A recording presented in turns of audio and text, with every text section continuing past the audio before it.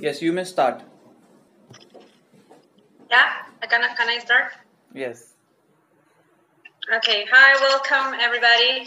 My name is Fatima Reano, and I have a guest today. He's Gurpreet, and let me introduce, let him introduce himself. Okay. Hello, Gurpreet. How are you? I'm good, Fatima. Welcome and good morning to you this side. Okay. So, friends, my name is Gurpreet Singh. I'm a certified life coach, and especially I'm a relationship coach for people, for couples, married and unmarried. And usually, my clients are those who either want to get married and want to get into a deeper insight about marriage and what is the do's and don'ts of marriage, or maybe they are already married and they have a lot of conflicts in their relationship and they want to sort out those conflicts, or maybe there is lack of love or intimacy after certain years of marriage. So that is usually my clientele. So you're telling me that you're a relationship coach, but not only for married people, also for people who are not married yet, right? Yes. And in the case of people who are not married, what kind of problems do you see, or do you work? Yes. So usually people who are not married, generally they are either in a long distance relationship or they are living together with each other. So mostly in the case of a long distance relationship, there are problems with giving time to each other. Then there is a problem with the intimacy part. Then there is a communication gap because one of the person tries to say something and it is understood in the another way. So because of this, they have a lots of fights on the phone, but they can't really resolve these fights because they are not with each other. And for people who are living together, they get too much of each other, and because of this, gradually the intimacy level goes down and they then take each other for granted and the relationships become bitter. Okay. So you mean people in a relationship, maybe married, maybe not married, but still living with someone else, right? Yes. In a long distance or Yes. in a relationship. Yes. And what's the most frequent questions you have when you coach people, or most frequent problems maybe people want to solve? Right. So in case of married couples, it is usually about their each of their parents and the time and the energy which they give to their parents. So there is generally a fight, like a power fight between both. So I need more power, you need more power. Secondly, for people who are maybe living together or have a long distance relationship, the most query is about they are not able to trust each other because they are not married and the partner is not completely always in front of them, and because of this they feel their partner may cheat them, or maybe the partner is seeing someone else, or and this fear, they live under this constant fear, and because of this fear they give their reactions too soon without even knowing the situation completely.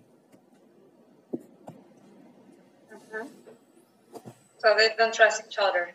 Yes.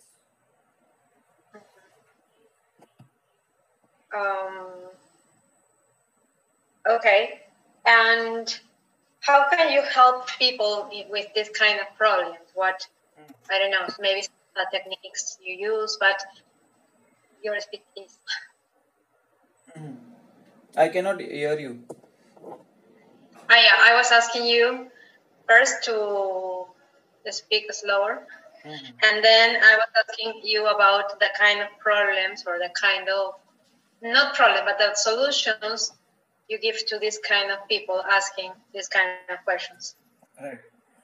See, when this is about trust, okay, now you can't really doubt someone till the time you do not have a valid information with you, okay. You just can't speculate or you just can't assume things, okay. Just someone gets a missed call on the phone or the person is constantly on phone does not mean that the person is with someone else or is cheating you, okay.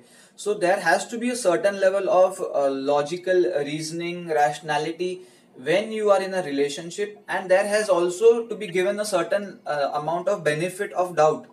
Every time you cannot, whatever you see is not what actually is exists.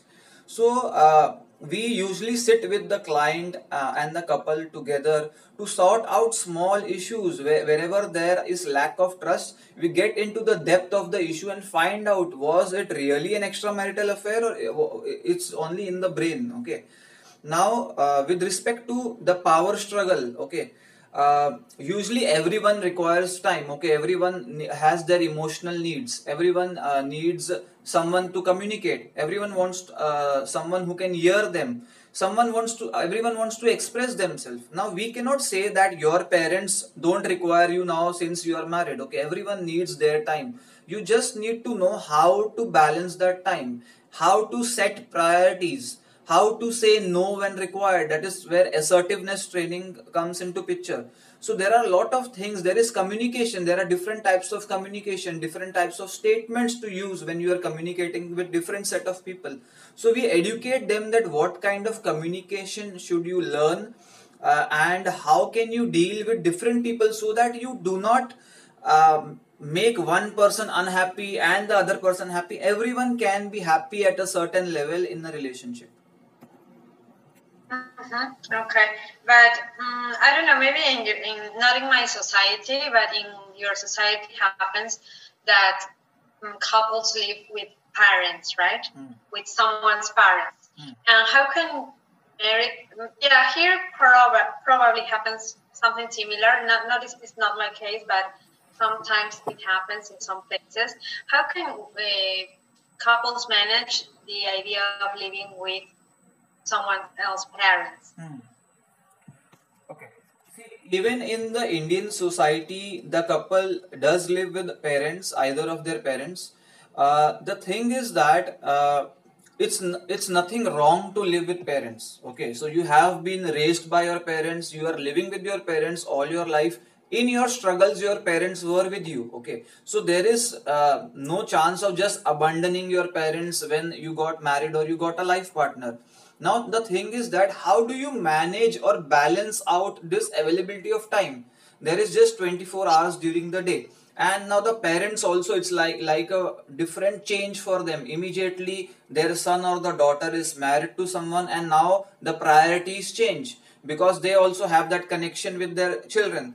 So in this we also get the parents on board. We want to know what are their parents needs. Okay, is it like money needs, is it emotional needs, is it getting time from them, what kind of needs do the parent have? And we really want to cater to all of their needs, because as a society, if you want to be happy, if you want to be completely fulfilled inside, we need to take care of each of their needs, not at the cost of our happiness. Okay, our happiness comes first, it's our priority, but it should be like we don't we give pleasure to everyone in certain amounts, but there is a balance. That is how we do that planning.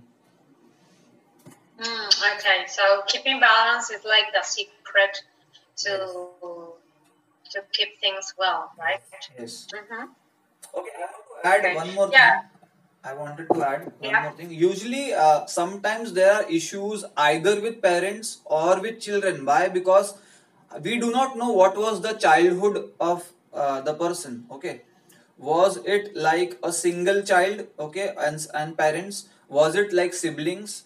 And was there a lot of attention given to the parents or the children? Now, what happens is that if the childhood was like one on one, a lot of attention, lot of affection, lot of time, then it's very difficult for the parent also to change completely overnight. So here also patience is required to be practiced, because it takes time to adjust to immediately giving someone to someone else. It's not very easy. It's not very easy, you say. But what I was thinking about maybe your culture is this, like you say that it is not good or it is not bad to live. Yeah, it is not bad to live with your parents because you can't abandon them. It's different from here, because here it is the idea that you grow up, you get married, and you have to go and live somewhere else, right? Because it is not good thing here, like you still live with your parents, right? And also because there are two heads, right? There are two mothers or two parents, and maybe the problems come when, I don't know, there is no the idea of who rules in the home, in the house, right? So maybe problems come. That's what we think here, and it's very different. How do you keep that balance in your situation? Like you live with your parents, and who has a decision or the last word? See, what is different in India is that here it has always been a joint family from a long time. Okay, so I'm not even talking about parents and son and daughter-in-law. No, this is a small family. In India, it's parents, their brothers and sisters, their children, and their children. It has been a very big family. So the adjustment part is already being learned in India. It's not something new to them. It's very easy for them. In fact, some people, they can find it to be very lonely and feel a lot alone if they start living just in their own life. Because now suppose I have kids and my wife is working, I am working, who take cares of the kid? So here they do not depend on a certain maybe a play group or nursery. They feel like it's more safer to hand over the kid to either of the parents, so that when the parents are working, they can also have a role to play. They also get that time, that affection, they feel loved, and also the child is being taken care of. So it's like a mutual setting, it's like a mutual understanding that everyone is putting their efforts and everyone is also gaining happiness from it. So it's like already being learned from so many years. Okay, that's very interesting. It's very different. However, I appreciate the whole idea of, like you say, being not only a small group, but taking care of you as a whole. It's like mutual and collective parenting, like a group parenting kind of thing. Yeah. Okay. And for example, in these times that we have been in quarantine for many, well, here in Peru has been like since March, right? Maybe you have encountered some clients who have more problems these days, or not? Yes. So usually in every culture, whenever there is a problem in a relationship, people have their own cope-up mechanisms. Okay, for some people is that they go to work, they spend 12 hours at work, and when they come back, they are so tired and then they just sleep. They don't talk to their partner. They avoid talking to the partner, they avoid communicating with the partner, they avoid sorting out issues. This is in every culture, because no one wants to highlight the issue, and they feel that they would not be able to solve the issue. Now they do not take support of a professional, maybe a life. Sorry to interrupt, your communication is cutting. Can you repeat that? Because it is. Yes. So whenever so they do not want to visit a professional life coach or a counselor, and they want to avoid the problem completely. Okay, they do not want to talk about the problem.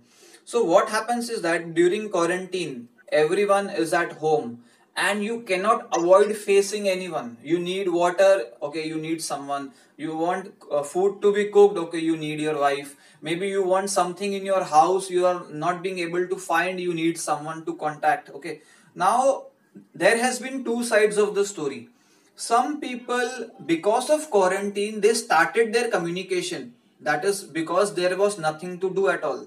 Okay, and some people, they are finding it a lot more irritating to be with the person they don't like, they can't get along, they don't have communication with. So these people are like they are lonely in their own houses. They do not know how to talk, what to talk, and there is no icebreaker which can facilitate the talk to happen.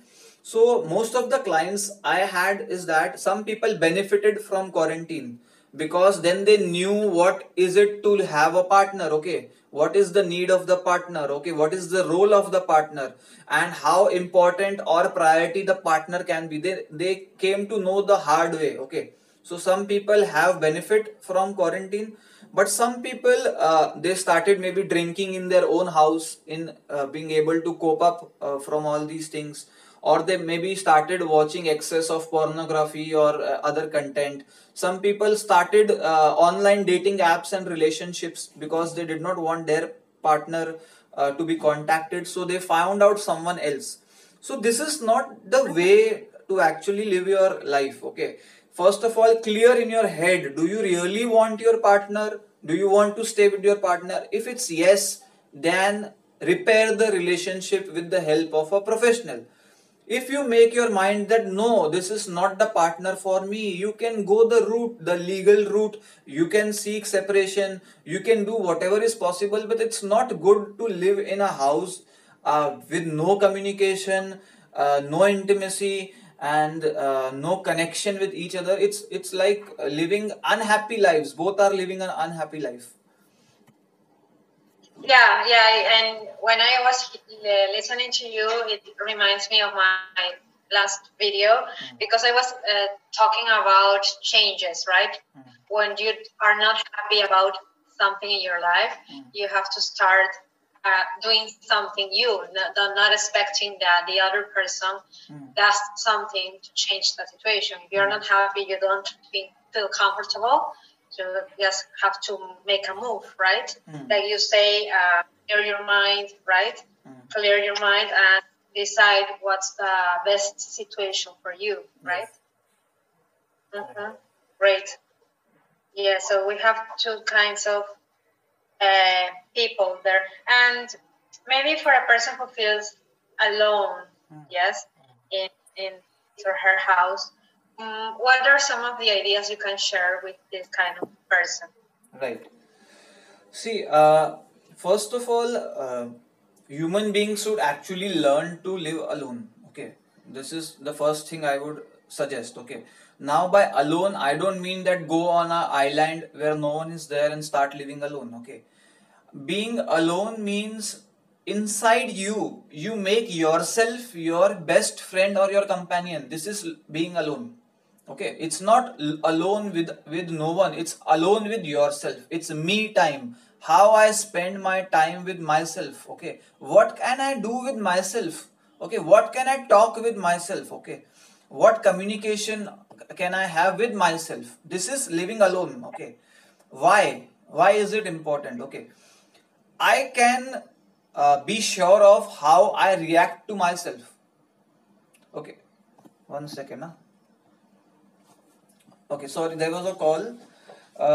See, I can react to myself. I can be very sure about my reaction to a situation, but I cannot be sure about my wife's reaction, my brother's reaction, my friend's reaction, or maybe my parents' reaction. I cannot be sure. Okay, they are different people, they have different minds. Okay, they have different value system, they have different upbringing. Okay, they have different life experiences, so their reaction will be different. Okay, whenever I have a reaction from someone which is not in sync with me, which I cannot accept, I feel disappointed.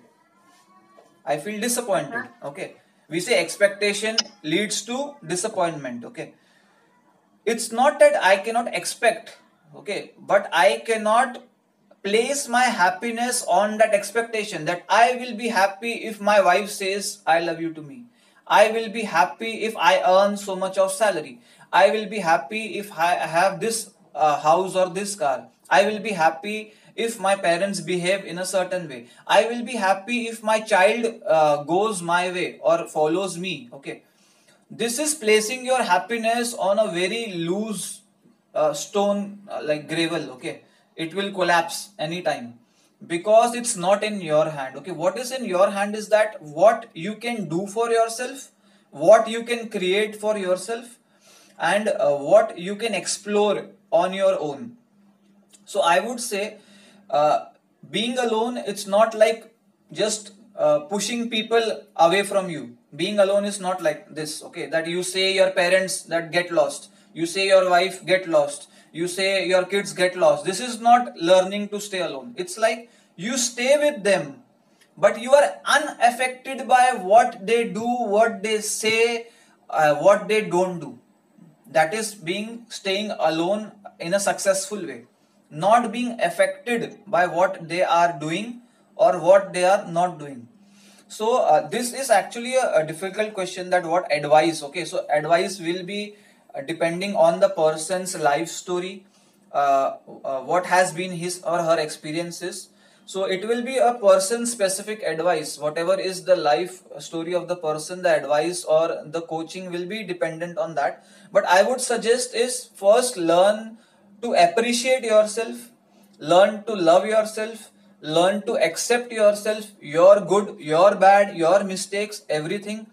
And learn to find something you love to do. First of all, that is very important. Learn to find something. It could be as simple as going for a walk, running, doing some exercise. It can be learning to paint or draw.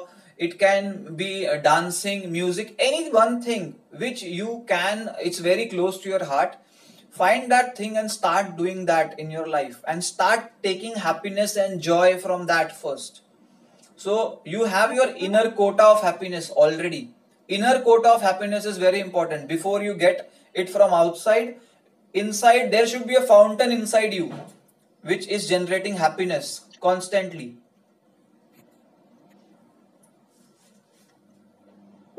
First, you have to feel comfortable.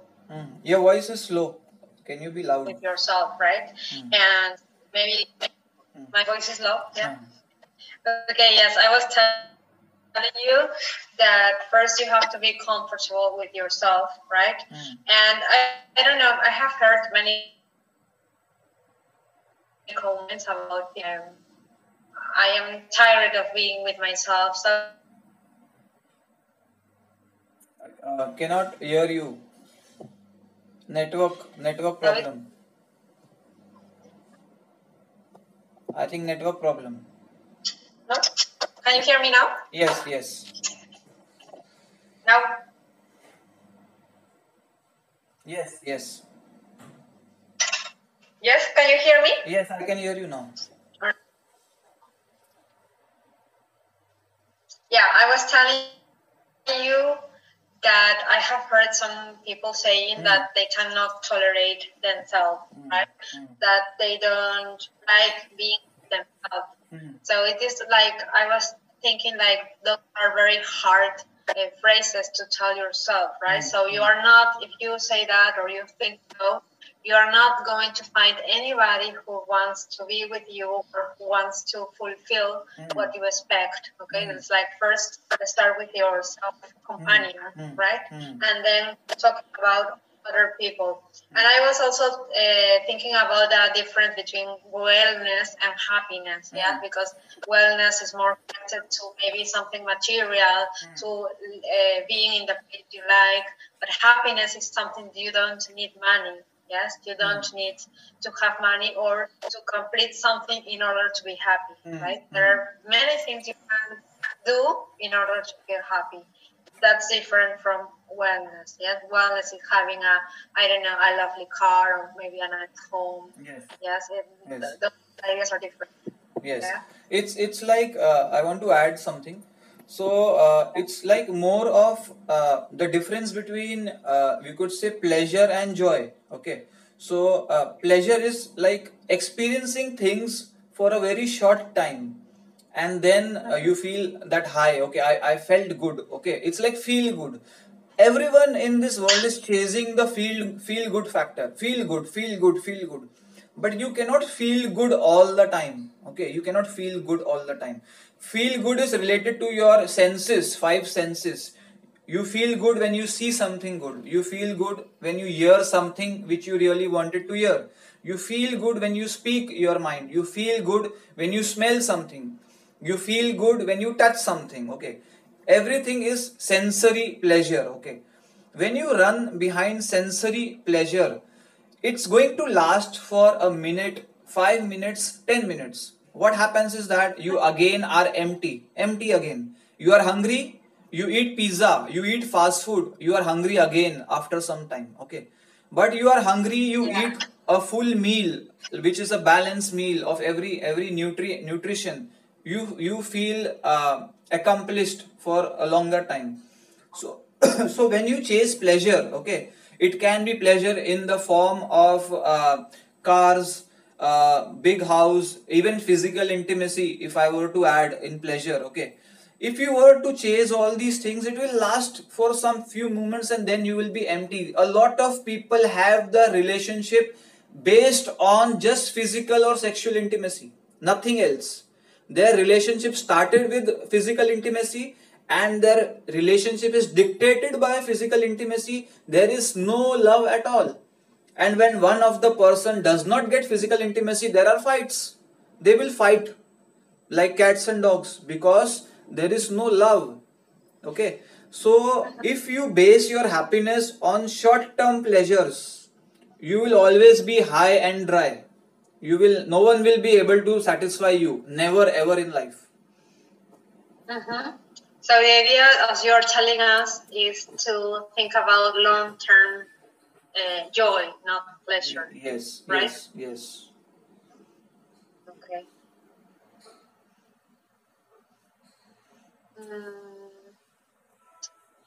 Okay, so can you tell us about one of your coaches? Maybe how did he or she faced one problem he or she had, and how did you help? Yes. Okay, so a lot of times there are people who have misinformation about a lot of things. They are not clear. Okay, so I want to share this particular thing because there is a concept which I want to also share. Okay, about love. We usually do not know what is love. Most of us do not know what is love. Okay, so a client came to me and she said, okay, about her husband, sir, I love my husband so much. He never listens to me. Okay, I love my husband so much. He does not give me time. I love my husband so much. He never wears what I say him to wear. I love my husband so much. He never takes me out for dinner. I love my husband so much. He never does what I say. Okay. So I wanted to correct her that, okay, I agree. Yes, according to you, you love her. Okay. Love him, sorry.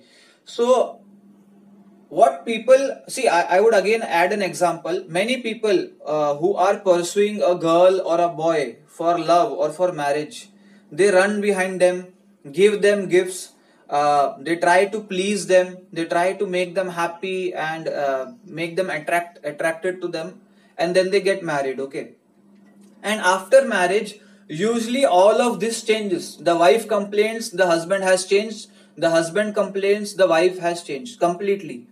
Because once he used to shower me with so much of affection, love, and care and time and so much, and now there is nothing. Why? Because chasing is not love. Again, I'll repeat. Chasing someone is not love. Okay? Owning someone is not love. Okay? Controlling someone is not love. Okay? Chasing someone, owning someone, and controlling someone is not love. If you think that this is love, no. This is not love. For me, I'll say example of love. You go to a garden, it's your garden, and you plant a seed, and the seed is growing into a plant, and it's getting flowers and fruits. And every morning you go to that plant, you see that plant, you take care of the plant, you see the growth of the plant, you see the flowers, you see the fruits, you feel happy.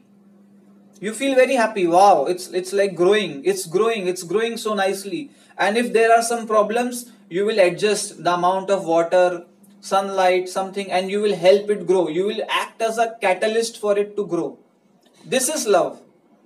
Love means nurturing someone. Love means nurturing someone. Even if I would say self-love, self-love is also about nurturing yourself. Self-love is not seeing in the mirror and saying, I love you, I love you, I love you, I love you. It's not like that.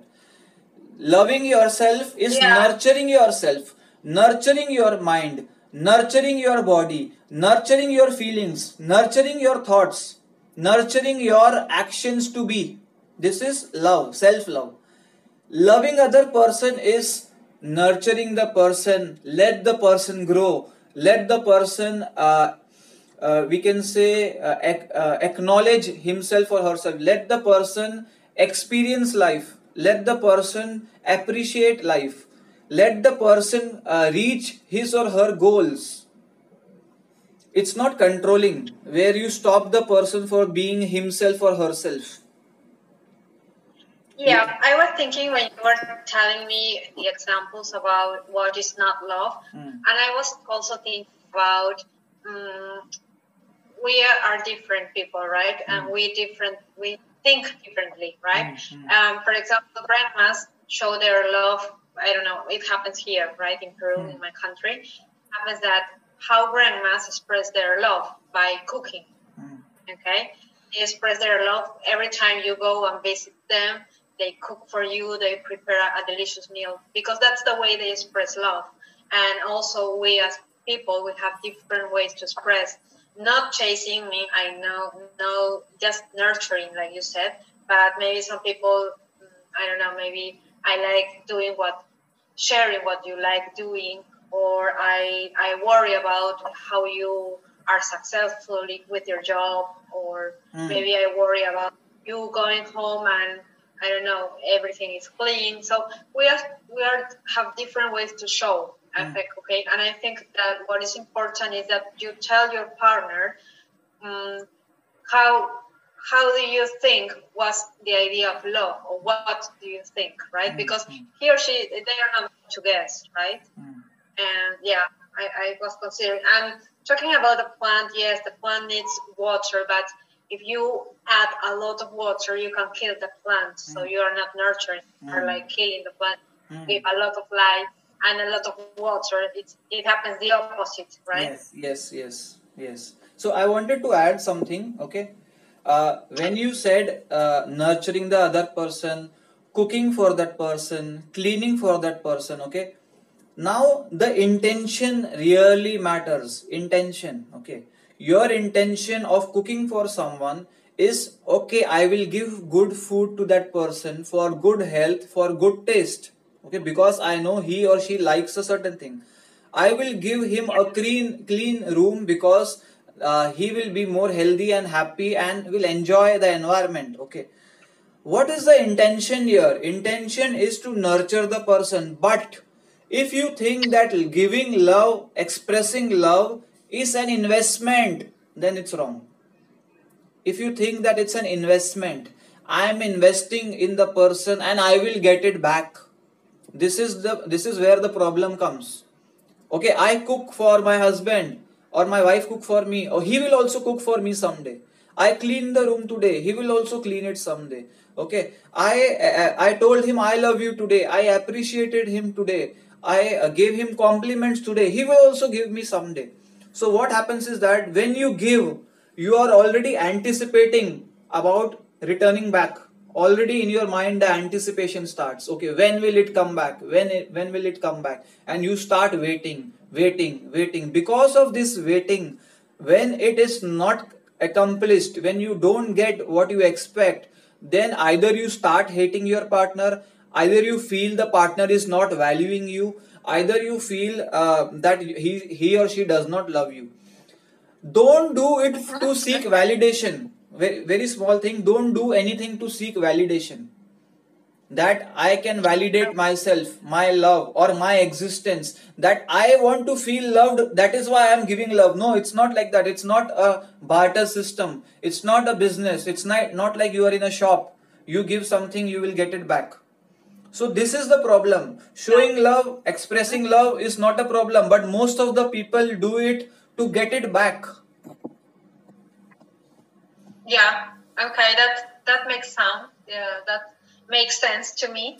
Yes. So you're telling that you can express your love the way you want, but it doesn't necessarily mean that the other person is going to do the same for you, because maybe that person has another way to express love. Yes. Right. Yes. Great idea. Yes. Okay. Anything else you want to share with us? Okay. Yes. So, with respect to see, most of the time I get couples who come with respect to infidelity, like cheating partners. I cannot hear it. Yes, yes. The sign is not Yes, working. yes. Most of the time, I get couples who come for extra marital affair or cheating. That is maximum of the partners I get. Okay. I cannot hear. Can you hear me now? Try again, please. Okay. Can you hear me now? Can you hear me? Okay. So yeah, you were telling us. Yes, yes. Most of my clients are clients who come for extramarital affairs. Okay. Yes. And what so that's yes, yes. And what happens is that now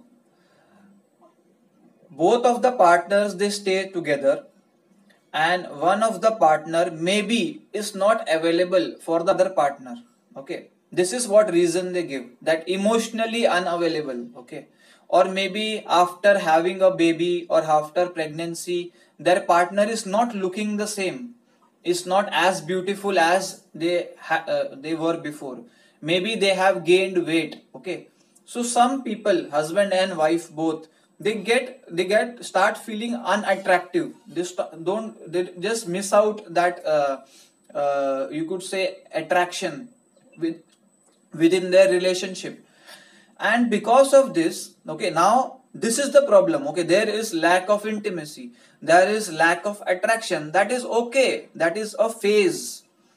If at all you don't feel like loving your partner, okay, you do not have the right to find someone else as long as you are with this partner.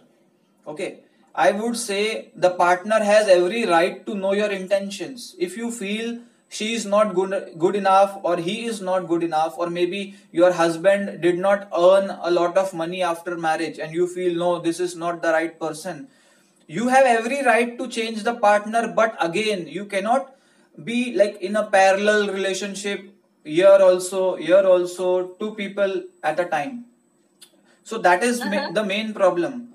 People like the goodness of their partner, their goodness of their wife. They know their wife is a good person, but they lack intimacy. For intimacy they want some other partner, for goodness they want to keep their wife. This is selfish. This is selfish. So every package will have some good, some bad. Maybe your partner where you are getting intimacy, she cannot be a good wife, a good mother, okay, cannot be a good daughter-in-law. She is just giving you intimacy maybe.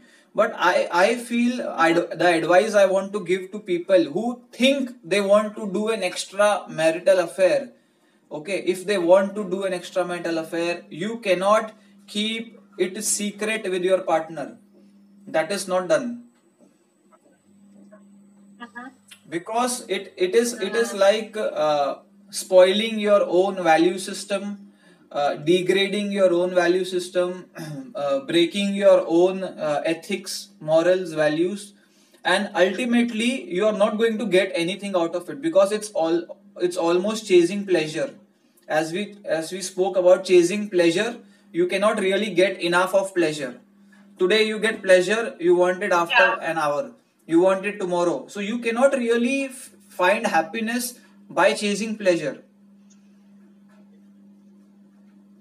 Okay, yeah, because you mentioned that pleasure is just for a while, different from joy. Why not work with your wife, help her lose weight, or help her increase her confidence, help her get in shape, help her groom herself. Why not help her and make her maybe give her a makeover? That is much of an important thing to do.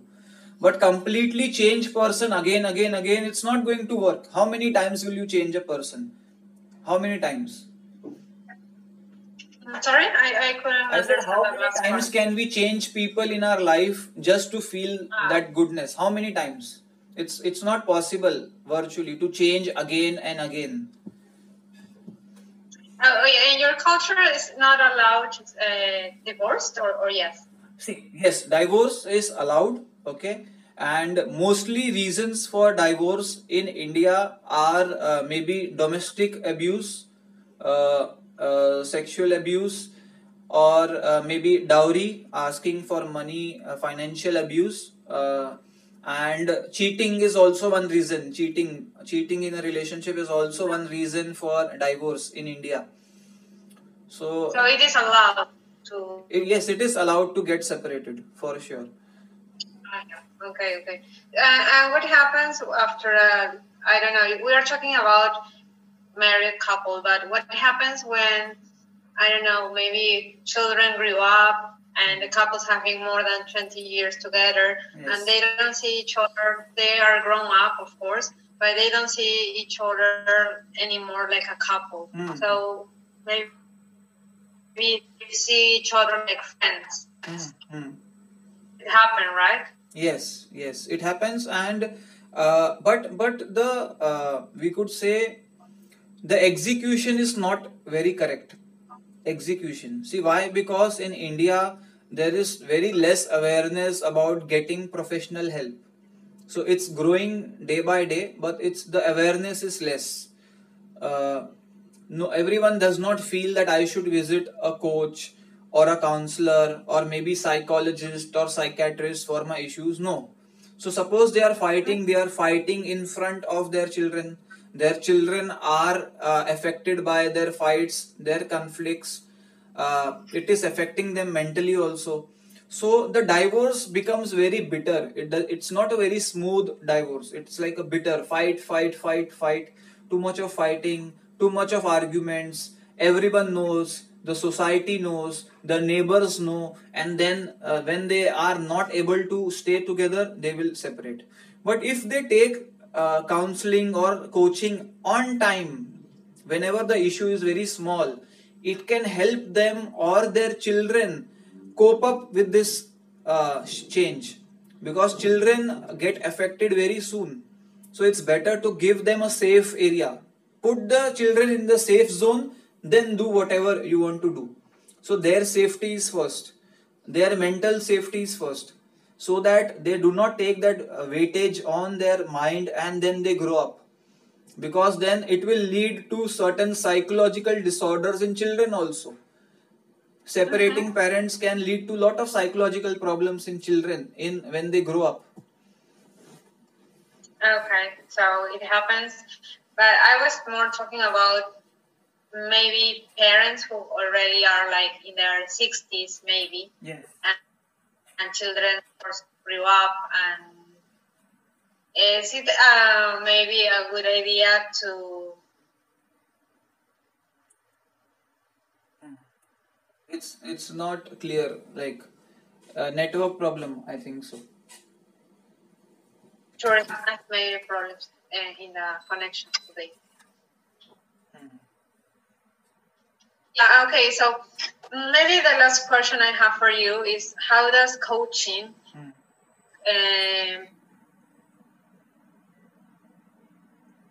network problem.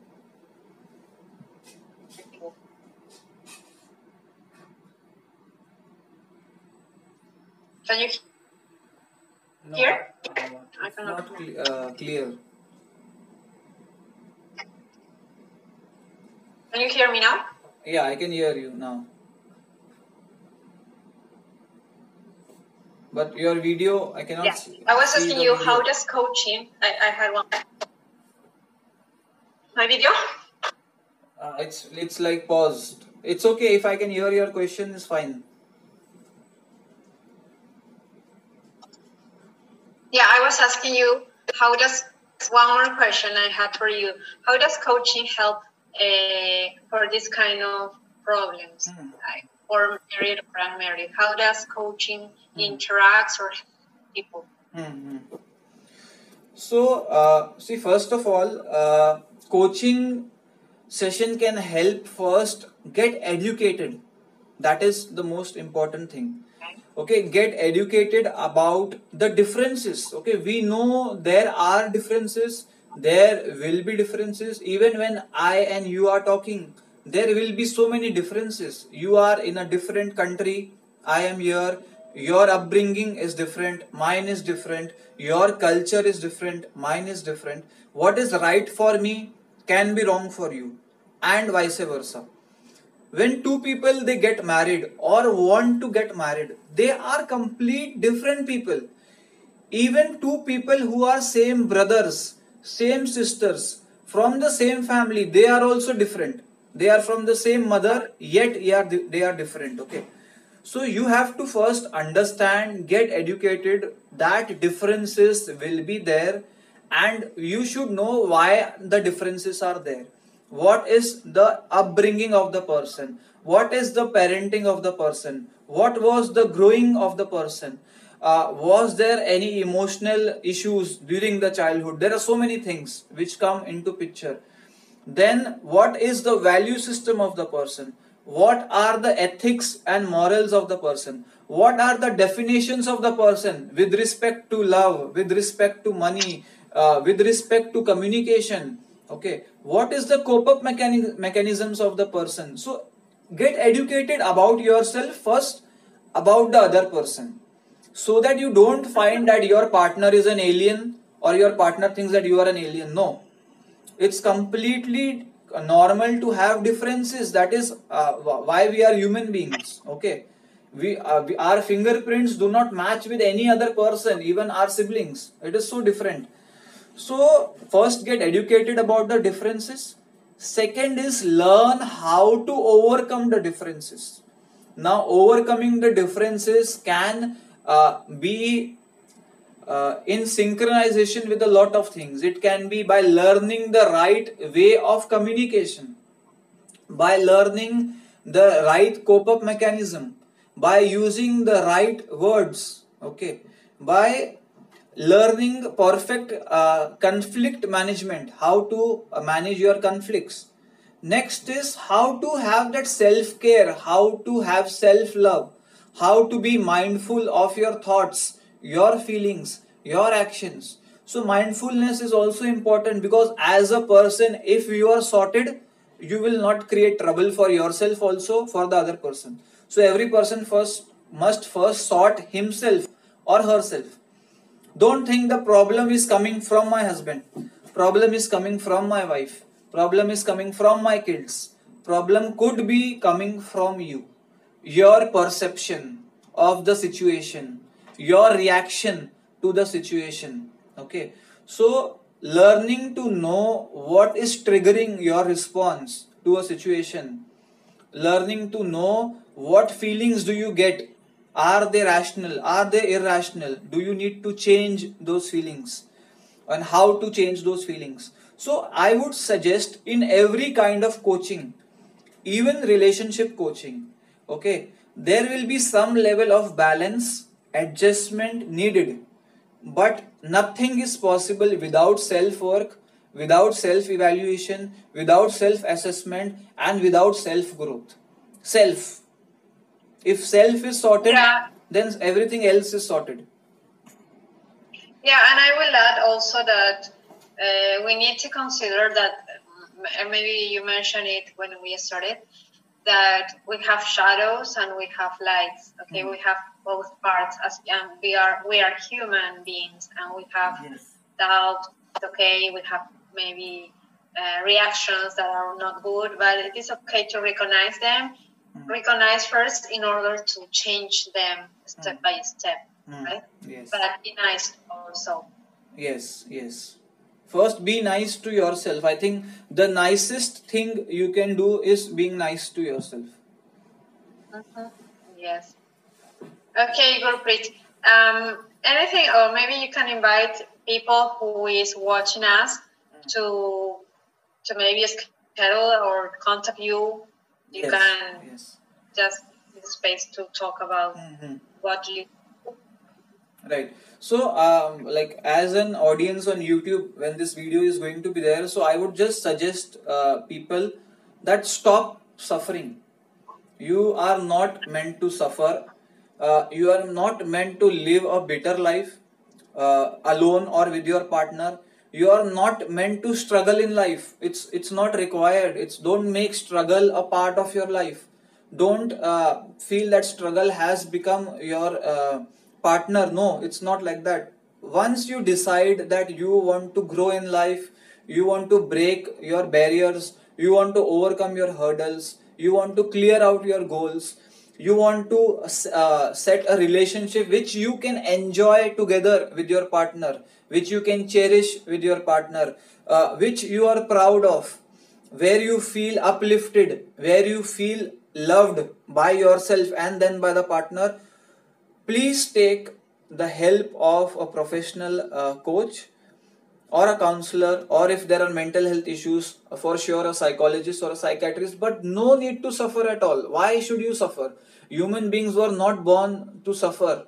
Okay, if it was an animal, maybe someone, we can't say what is their fortune. Will they land up on the street, or will they land up with in a household? We are not sure. But as humans, it's our responsibility to create a life worth cherishing. It's our responsibility.